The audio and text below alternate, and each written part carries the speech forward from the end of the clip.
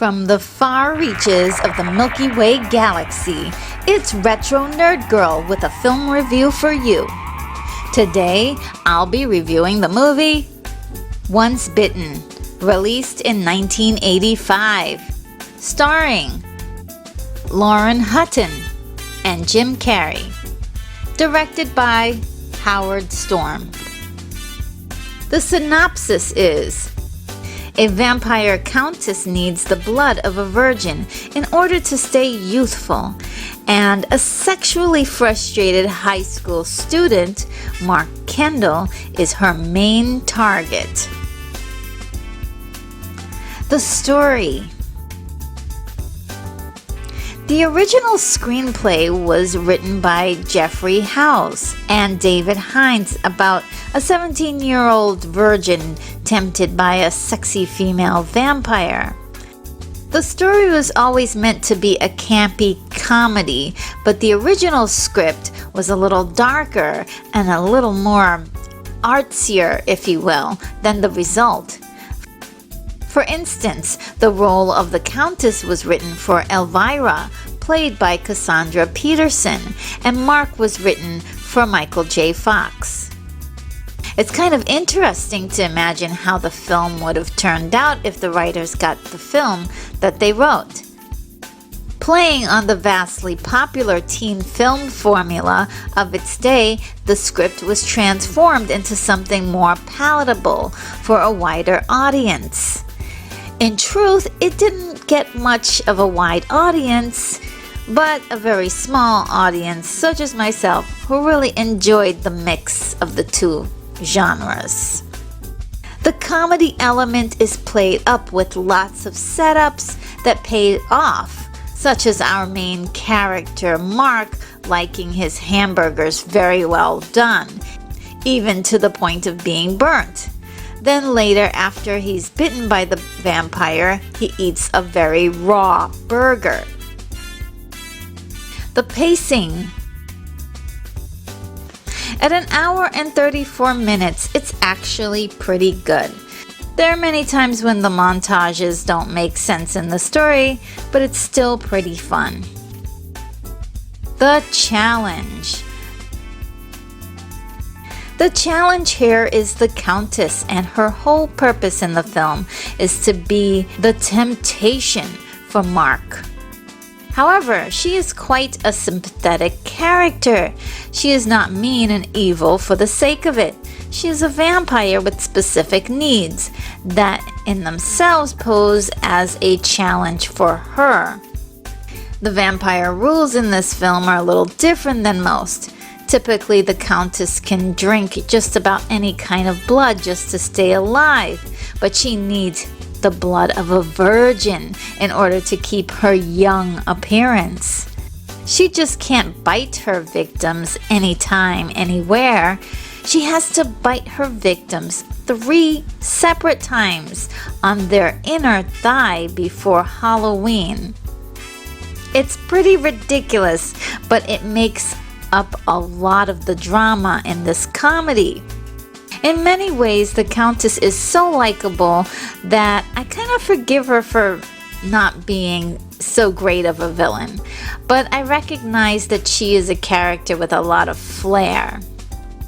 Besides the Countess's need to preserve her youth, Mark's sexual desire is personified in her, as she slowly has more control over him as time progresses.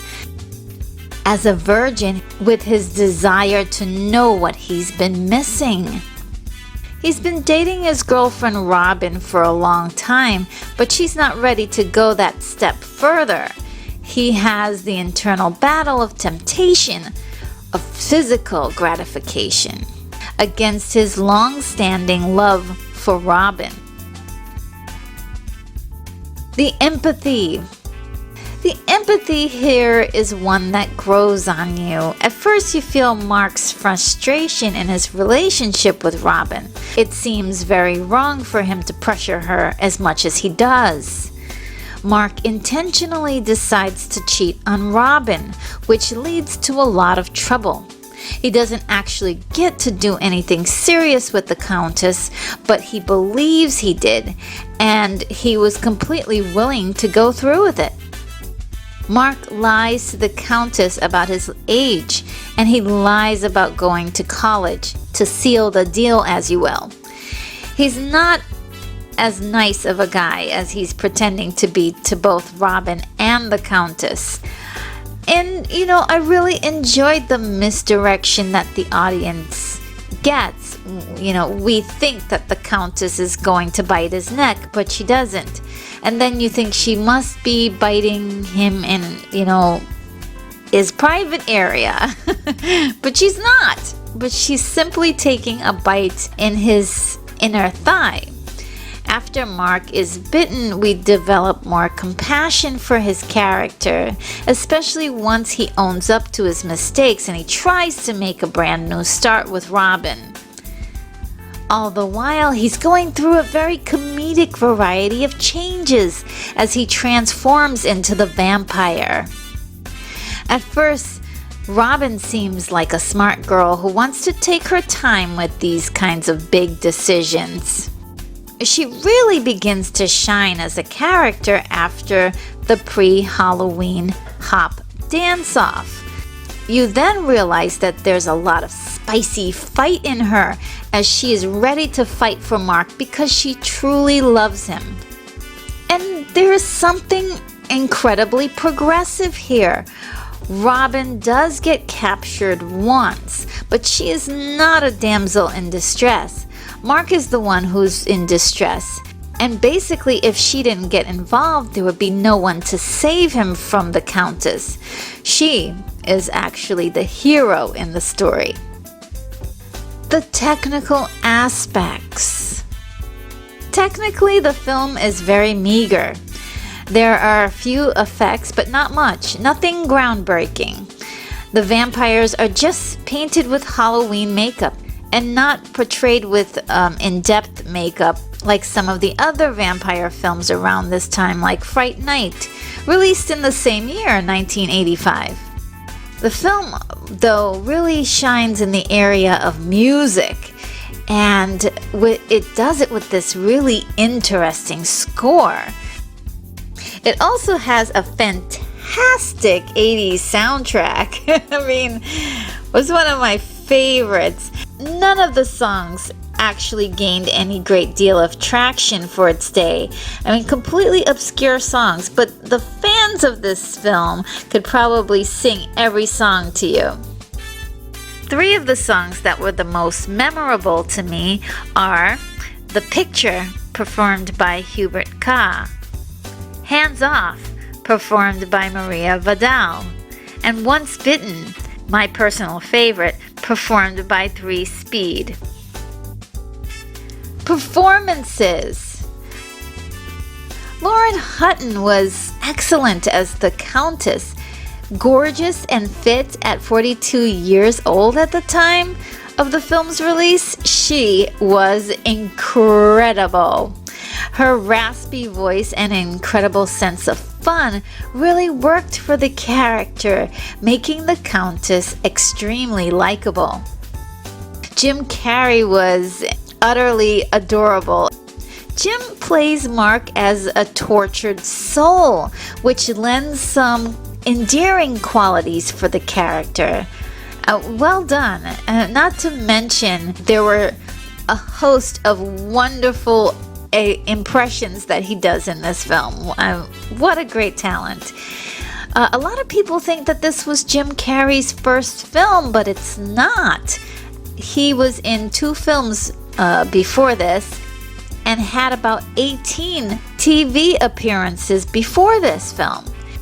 And although this was not the defining movie of his career, it's kind of cool to see him as a young actor honing in his skills and trying to break into the industry. And he didn't give up when this film didn't make him a star, and went on to act in 11 films before his breakout hit Ace Ventura. And even that film didn't get much recognition until it was aired and re-aired to death on cable. He was a struggling actor with drive and ambition, and along the way he learned how to be a leading man. It's nice to see his progression in movies like these. Karen Copins nailed the part of Robin, giving her a lot of panache. Another actor of note was Cleavon Little, who delightfully portrayed Sebastian. Many people may be more familiar with him from Blazing Saddles, and in this film he shows his wide range as a comedic actor. Richard Scaal as Mark's father, Mr. Kendall, I thought was an incredible match because he actually looks like he could be Jim Carrey's father. It kind of blows me away every time I see this movie and I see the two of them talking to each other. The best part of the film. One of my favorite scenes in the film is a flashy montage in the beginning of the featuring song title, Once Bitten, performed by 3 Speed. I absolutely enjoyed that silly montage and the music. I enjoyed the relationship between Sebastian and the Countess.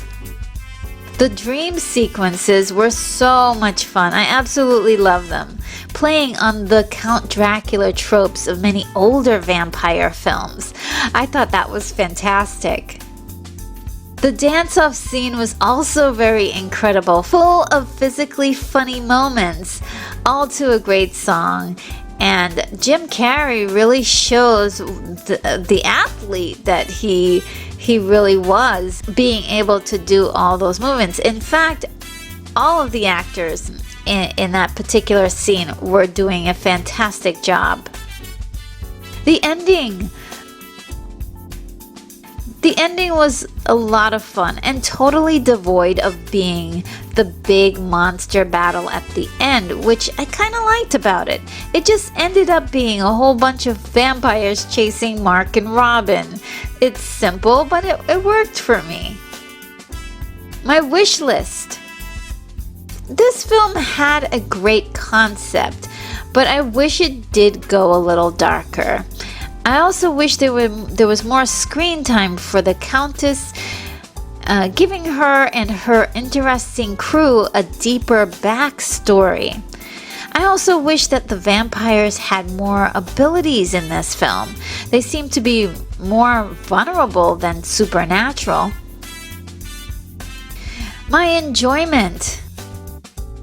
The film didn't do well in the US, but much better internationally under titles like Seduction Has Teeth in France, Vampires Forever, another French title, Virgin Boy Wanted in Brazil, I Love a Vampire in Argentina, Just One Bite in Hungary, and Kiss Princess in Poland. The film had a great deal of TV exposure to garner its cult following among a small group of movie lovers, myself included. This movie is often compared to the commercially successful film Love at First Bite, released in 1979, which is also a comedic vampire horror film within the same vein. No pun intended. I totally agree. I love them both for the reasons that maybe many people don't like them. For the fact that they're cheesy and maybe, campy. But Once Bitten is in a league of its own for me because it's a cheesy teen sex-obsessed 80s film that uses the guise of a vampire tale to comedically play upon both genres. It's my guilty pleasure. Shh, don't tell anyone. My rating is an 8.1. That sums up my review. I hoped you liked it. This is Retro Nerd Girl signing off.